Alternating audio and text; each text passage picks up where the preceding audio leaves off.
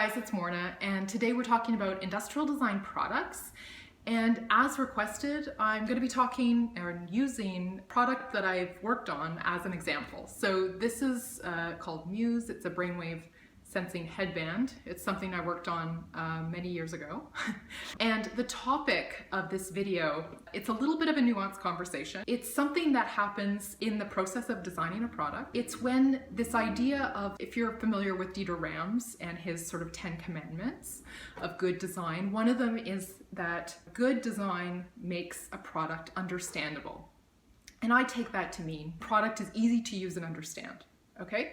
So one thing that can happen in the process of designing a product is that can get mixed up with this other idea. The form of your product, or somehow the design of your product, should instruct the end user in how to use that product. So that might show up in ways like user testing, and people, don't know how to put this on, or they put it on backwards. If they've never seen one of these before, maybe they would have no idea. But that doesn't mean that it's not intuitive or easy to understand or use.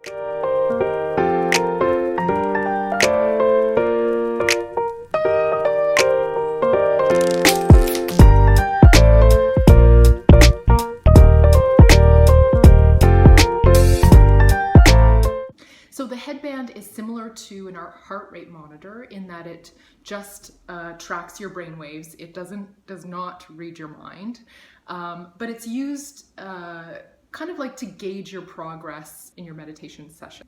The reason why I want to use this as an example is because it really represents the edge of the spectrum in terms of, if we think of a spectrum of like the kind of products that people are familiar with, brainwave sensing headbands, kind of on the edge, yeah? Because getting that right, it's easy to use and understand, it's intuitive, those kinds of ideas was really important on this project because it was so unfamiliar to people. Let me know if this has ever happened to you in designing a product. I'm interested to hear what you guys have to say.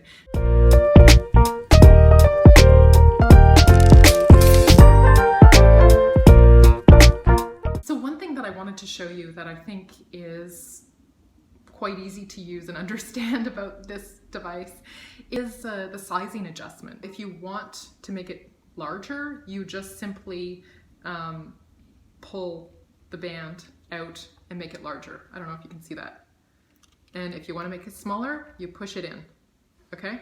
Pull it out for bigger, push it in for smaller, yeah? So, pretty straightforward. Would someone know how to do that just by looking at it?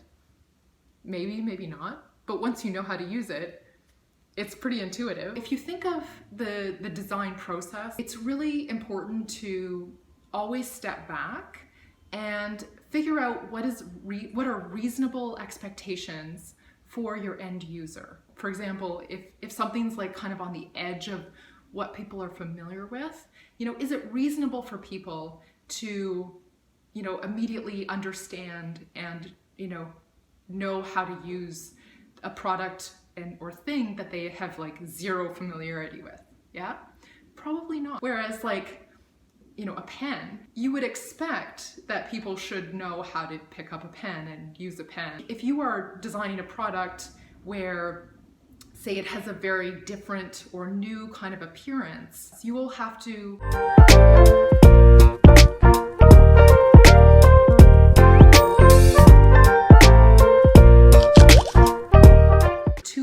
that you can do to show your users how to use the product. And one is pictures of people using your product. So things like packaging, showing how the product's used and worn on people.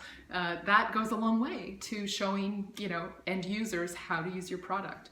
The second thing is like every time that they demonstrated it, they always use the analogy of, you put it on like a pair of glasses. And this is a great analogy because the majority of people know how to put on a pair of glasses. So what they were doing is taking something that's extremely familiar, bringing it to something which is like not familiar at all.